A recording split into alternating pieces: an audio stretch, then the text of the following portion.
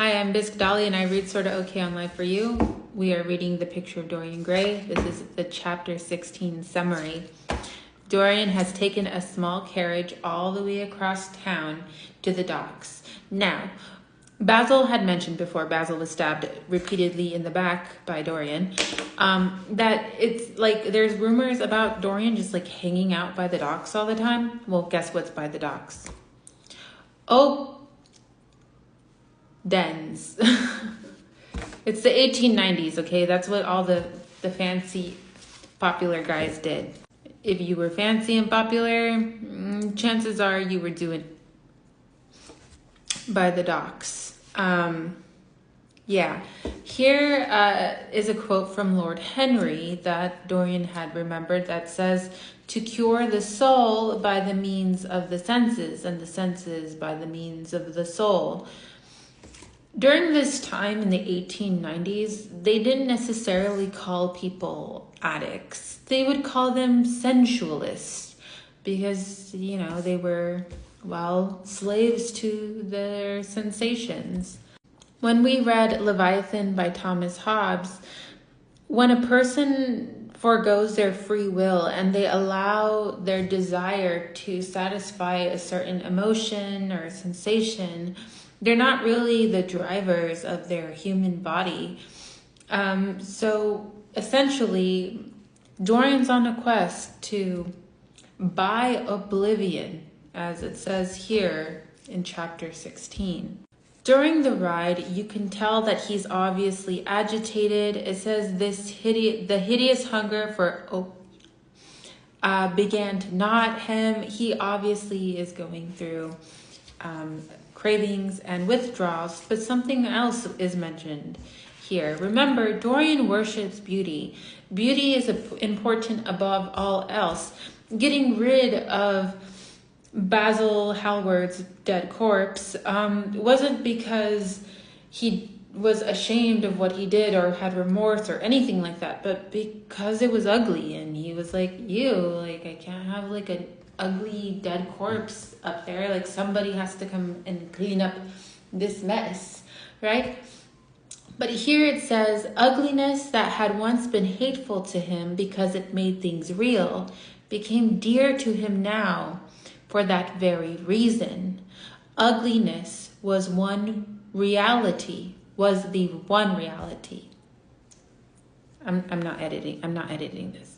It's so interesting that not only does Oscar Wilde depict the mind of a murderer and, well, a person with all the qualities of the dark triad, which is the narcissism, the antisocial personality, and the sadism, but he's also kind of showing the psychology of a person who has addiction, or in this era, what they would call a sensualist.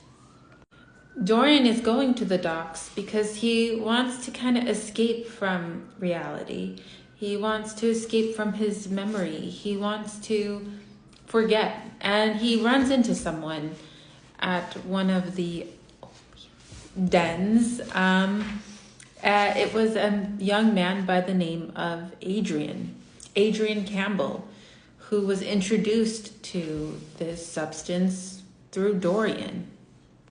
Naturally, Dorian wants to leave. He does not want anybody who recognizes him around him while he's under the influence of a substance and that is because, well, he'd be vulnerable. What if he confesses?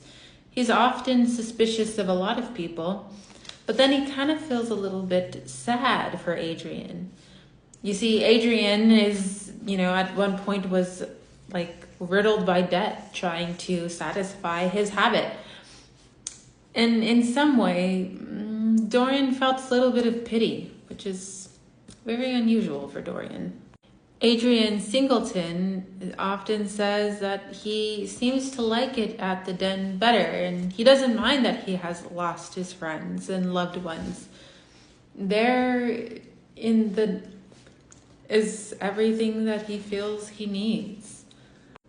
Dorian opts to leave for another one, just down the road. And as he's leaving, a woman makes a comment at him, trying to get money out of him, obviously to satisfy her own habit.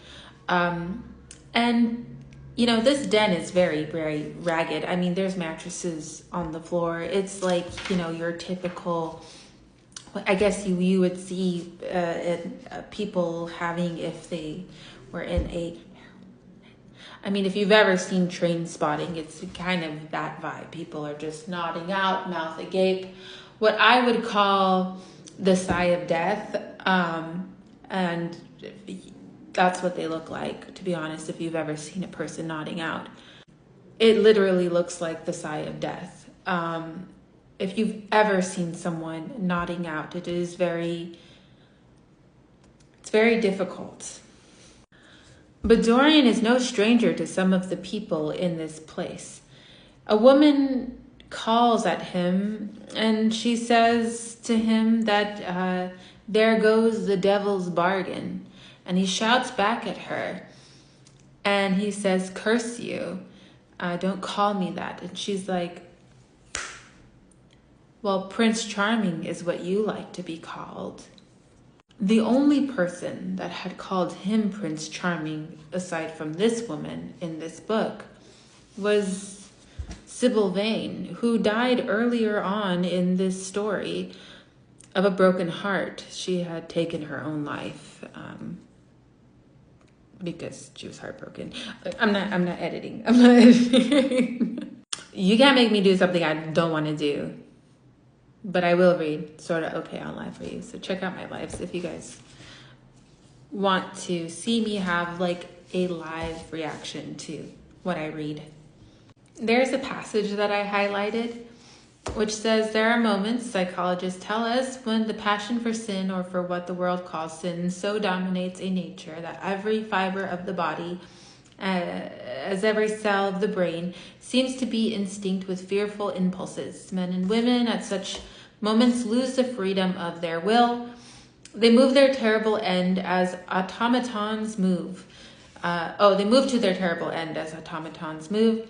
Choice is taken from them, and consciousness is either killed, or if it lives at all, lives but to give rebellion to its fascination and disobedience its charm. This passage is just a beautiful metaphor for addiction. For all sins, as theologians weary, not of reminding us, are sins of disobedience. What that high spirit, that morning star of evil, wait, why am I whispering Lucifer, fell from heaven, it was as a rebel that he fell. I think when a person becomes a slave to their impulses, right, trying to satisfy that quick fix, they often are fighting internally with themselves. And the internal struggle of an addict, it almost feels like they're rebelling against themselves, against their desire to go and quell their urges. Someone overhears the pet name of being called Prince Charming and follows Dorian into an alley and points a pistol at him and is about to take his life. And it is none other than Sybil Vane's brother, James, who swore to avenge her death. He never knew what Dorian looked like, but once he heard that fateful pet name of Prince Charming, he knew he had his man.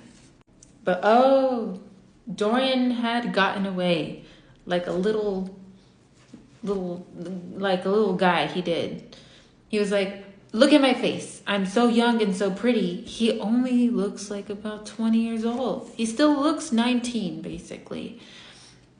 James is like, no, wait, the guy I'm looking for must be 40. Only to find out, after he lets Dorian go, that was truly his man. He's now disappeared into the distance, into the fog. And Dorian narrowly escaped an early death. There is a difference between immortality and everlasting life. Just an FYI.